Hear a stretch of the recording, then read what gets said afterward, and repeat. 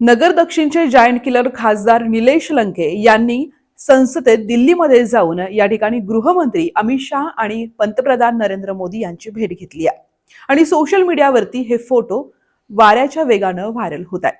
कारण खऱ्या अर्थानं विरोधी बाकावरती बसणारे खासदार निलेश लंके यांनी गृहमंत्र्यांची आणि थेट पंतप्रधानांची भेट घेणं यामागे नेमकं गुपित काय आहे असाच प्रश्न आता उपस्थित होतोय. आणि या भेटीमुळे नगर जिल्ह्यातल्या राजकारणात देखील मोठी खळबळ माजली आहे. अनेकांच्या डोक्याला देखील हे टेन्शन वाढलंय. कारण खासदार निलेश लंके हे जायंट किलर खासदार आहेत. निलेश लंके यांच्या लोकसभेच्या इलेक्शनच्या वेळी खुद्द पंतप्रधान नरेंद्र मोदी हे देखील भाजपाच्या वतीनं सभेसाठी आले होते. मात्र या भेटी दरम्यान पंतप्रधान नरेंद्र मोदी यांनी खासदार निलेश लंके यांचं भरभरून कौतुक केलं.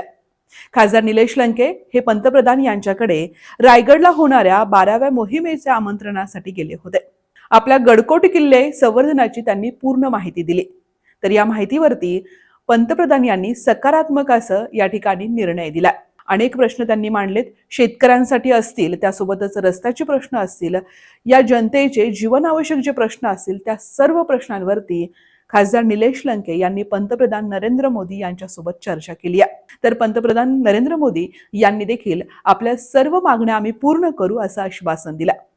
तर गृहमंत्री अमित शाह यांच्या भेटीदरम्यान बीडमध्ये घडलेला प्रकार असेल, संपदा मुंडे प्रकरण असेल, त्या सर्व गोष्टींचा त्या ठिकाणी सारांश देऊन गृहमंत्री अमित शाह यांच्यासोबत त्यांनी बैठक केली आहे. या दरम्यान सुप्रियाताई सुळे यांच्या समवेत ते या ठिकाणी अमित शाह यांना भेटायला गेले होते.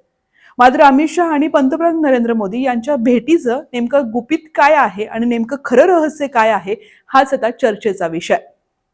मात्र खासदार निलेश लंके हे त्यांच्या लोकसभा निवडणुकीपासूनच एक आगळ्या वेगळ्या चर्चेने नेहमीच चर्चेत असतात आणि हीच वेगळी छाप आता निलेश लंके दिल्लीत देखील पाडतायत. त्यामुळेच त्यांच्या वेगवेगळ्या मागण्या असतील, शेतकऱ्यांसाठीच्या मागण्या असतील, रस्त्यासाठीच्या मागण्या असतील, छत्रपती शिवाजी महाराज यांच्या गडकोट किल्ल्यासाठीच्या मागण्या असतील, या वेगवेगळ्या मागण्यांमुळे खासदार निलेश लंके यांच्या राजकारणाची एक वेगळी छाप आता देशभरात उमटायला सुरुवात झाली आहे. पंतप्रधान आणि गृहमंत्री यांच्याशी झालेली बातचीत यातून काय सकारात्मक बदल होत आहेत हे पाहणं फार महत्त्वाचं ठरेल. तुर्तास इथेच थांबते. धन्यवाद.